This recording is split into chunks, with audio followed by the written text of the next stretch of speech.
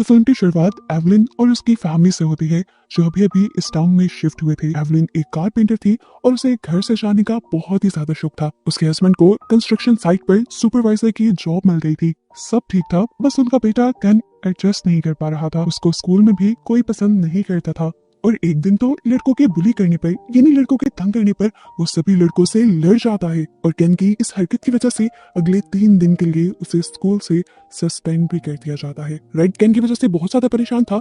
ऊपर से जब वो घर आया तो उसने देखा कि उसकी वाइफ एवलिन ने यूराया नामी किसी आदमी को बुलाया हुआ था, जो उसका दोस्त था। यूराया बोल नहीं सकता था, लेकिन वो स्पिरिट मीडियम का काम करता था, यानी वो सोल्स और ऐसे ही दूसरी ना दिखने वाली क्रिएचर्स से बात कर सकता था। एवलिन जो इन चीजों पर बिलीव करती थी, वो यूराया के जरिए ये बात जानना चाहती थी कि उसका घर सोल फ्री है या नहीं। लेकिन रेड इससे बहुत ज्यादा तंग आ चुका था। वो एवलिन पर बहुत गुस्सा करता है और एवलिन को मजबूर होकर यूराया को यहाँ से भेजना पड़ जाता है। खैर, कुछ देर बाद हम देखते हैं कि रेड और एवलिन केन से बात करने के लिए उसके पास बैठते हैं और उससे पूछते हैं कि आखिर तुम्हें मसला क्या है। तो केन बताता है कि सब बच्चे मुझे बुली करते हैं और वो मुझे प्यारा नहीं समझते। केन ने जो किया था उसकी सजा के तौर पर ये केन की वीडियो गेम्स वगैरह बंद कर देते हैं, लेकिन क्योंकि उन्हें ये भी एहसास था कि सब में केन भी सफर कर रहा है और उसकी ज्यादा गलती भी नहीं है, तो वो अगले दिन उसका मूड ठीक करने के लिए एक ट्रिप का भी प्लान बना लेते हैं। केन इतना ज्यादा एक्साइटेड हो गया था कि सुबह एवलिन और रेड के उठने से पहले ही वो उठ गया और उसने खुद जाके अपने मॉम डैड को उठाया। इन लोगों ने पिकनिक की तैयारी की और ये लोग जंगल में पहुंच गए। यहाँ पे केन चीजों के साथ खेल रहा था तो एवलिन और रेड एक दूसरे से बात कर रहे थे। एवलिन कहती है कि मुझे कुछ भी चीजें ठीक नहीं लग रही, मुझे नहीं लग रहा कि केन एडजस्ट कर पाएगा। तो रेड उससे कहता है हौसला रखो, वक्त गुजरेगा और आहिस्ता आहिस्ता चीजें नॉर्मल होने लगेंगी। यहीं पर रेड एवलिन को एक सरप्राइज भी देता है। वो जानता था कि एवलिन को क्राफ्टिंग का कितना ज्यादा शौक है। वो एक कारपेंटर जो थी, इसलिए उसने एक ऑनलाइन स्टोर का इंतजाम किया था जहाँ पर एवलिन अपनी बनाई चीजों को बेच सकती थी। और ये जानकर एवलिन को बहुत ज्यादा खुशी होती है। ये लोग बातें करते करते इतना खो जाते हैं कि इन्हें पता ही नहीं चलता कि इनका बेटा कैन कहाँ पर है। काफी देर के बाद जब उन्हें इस चीज का एहसास होता है तो वो जंगल में अपने बेटे को देखने लग जाते हैं और उन्हें अपना बेटा जंगल में एक अजीब से दरवाजे के सामने खड़ा दिखता है। ये दरवाजा इनके लिए भी अजीब था क्योंकि ऐसा दरवाजा इन्होंने पहले कभी नहीं देखा था। इस दरवाजे के दूसरी तरफ कोई घर, कोई कमरा नहीं था और इस दरवाजे को जंजीर से भी बांधा गया था। इसको देखने पर ये काफी पुराना लग रहा था और काफी मोटी लकड़ी से बना हुआ था। रेड तो इसे इग्नोर कर देता है, पर एवलिन रेड से कहती है देखो, हमें घर में भी एक डोर की जरूरत है और इसकी हालत अभी भी काफी अच्छी है, मैं इसे रेनोवेट करके अपने घर में इस्तेमाल कर सकती हूँ। इसलिए एवलिन के कहने पर रेड इसे गाड़ी में रखकर ये लोग इस डोर को घर ले आते हैं। अगले 3 दिन तक इस डोर को ठीक करने के लिए और नए जैसा बनाने के लिए एवलिन दिन रात एक कर देती है और इस पर बहुत मेहनत करती है। उसने डोर के पुराने हुक्स और क्लिप्स उतार दिए थे और वहां पर नए इंस्टॉल कर दिए थे। दरवाजे को अच्छी तरह रिपेयर करने के बाद उसने इसे पेंट करके बिल्कुल नया जैसा बना दिया था। अब क्योंकि इनके एक कमरे में दरवाजा नहीं था तो इसीलिए रेड और एवलिन मिलकर इस डोर को उस कमरे के बाहर लगा देते हैं। खैर, अगला दिन हो जाता है और इनके साथ अजीबोगरीब काम होना शुरू हो जाते हैं, जिससे हमें तो ये साफ अंदाजा हो जाता है कि वो डोर कोई आम डोर नहीं है। लेकिन एवलिन और रेड इस पर ध्यान नहीं देते। पहले ही दिन एवलिन जब उस कमरे का दरवाजा खोलती है उस कमरे से कुछ लेने के लिए, तो उसे इस दरवाजे के अंदर से बहुत ही गंदी स्मेल आती है।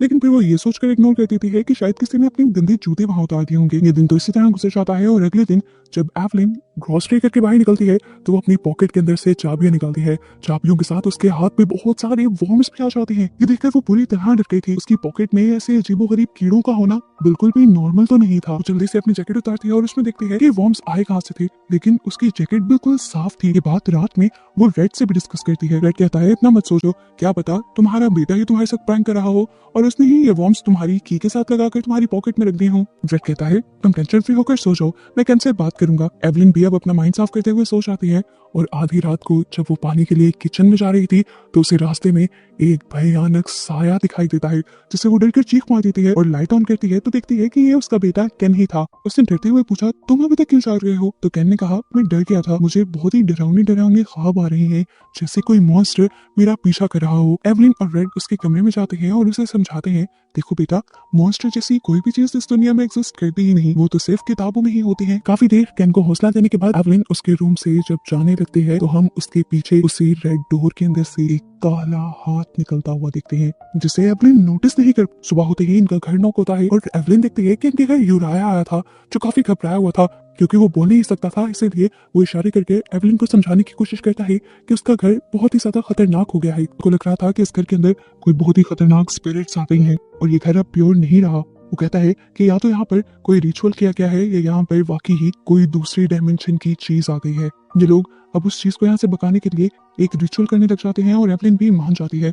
यूराया घर के चारों तरफ नमक का एक घेरा बना देता है और बहुत सारी कैंडल्स ऑन करता है और एवलिन से उस नए लगाए डोर के बारे में सवाल करता है। तो एवलिन बता देती है कि उसे तो ये लोग जंगल से लेकर आए थे। वो समझ गया कि गड़बड़ी इसी पर है। वो होली वाटर लेकर जब उस डोर के ऊपर डालता है तो एकदम से लाइट्स फ्लिकर होकर चली जाती है और इस साइन से ये लोग समझ जाते हैं कि जो कुछ भी गड़बड़ है वो इस डोर से ही है। यूराया जल्दी से इस डोर को अपने घर से उतार देने को कहता है। रात में जब रेड घर आता है तो एवलिन रेड को सारी बात बताती है। रेड कहता है वैसे तो मुझे इस बातों पे यकीन नहीं, लेकिन अगर तुम कहती हो तो मैं इस डोर को उतार दूंगा। अगले दिन हम देखते हैं कि एवलिन पास की लाइब्रेरी में जाती है और उसे पूछती है कि क्या पहले ऐसी यहाँ की कुछ स्टोरीज मशहूर है, जैसे किसी का गायब हो जाना या किसी मॉन्स्टर का इस एरिया में आना या जंगल के बारे में कोई स्टोरी या किसी स्ट्रेंज डोर के बारे में कोई स्टोरी पता है। वो लाइब्रेरियन उसे बताती है कि ऐसा ज्यादा तो कुछ नहीं, लेकिन हाँ जंगल में मौजूद एक वेल यानी एक कुएं के बारे में ऐसी कहानियां बनी हुई हैं कि जैसे वो कर्स्ड हो यानी श्रापित हो। और हाँ आज से 20 साल पहले काफी अजीब तरीके से इस शहर से कई बच्चे गायब भी हो गए थे जिनका आज तक कुछ पता नहीं चला। ये खबरें पढ़कर एवलिन भी बहुत ज्यादा हैरान हो जाती है और उन पुरानी न्यूज़पेपर्स के प्रिंट्स को लेकर घर आ जाती है। घर आकर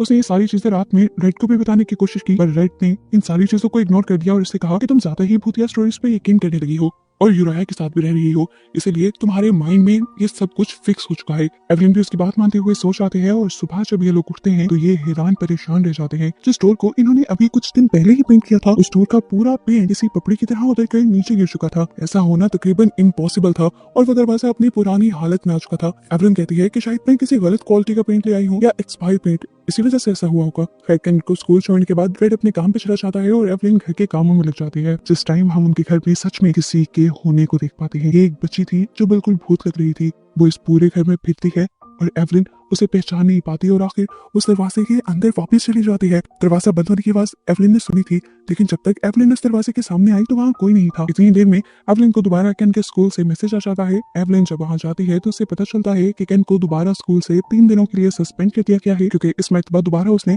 बच्चों को मारा था और अब की बार तो काफी ज्यादा बुरे तरीके से। वो समझ गई थी कि केन के साथ कुछ तो बहुत बड़ी गड़बड़ है। उसके जहन में आता है कि क्या केन के साथ जो सब कुछ हो रहा है वो उस डोर से तो नहीं जुड़ा। लेकिन फिर उसे रेड की बातें याद आती हैं जिसने एवलिन को उसके दिमाग से ये भूतिया चीजें निकालने को कहा था।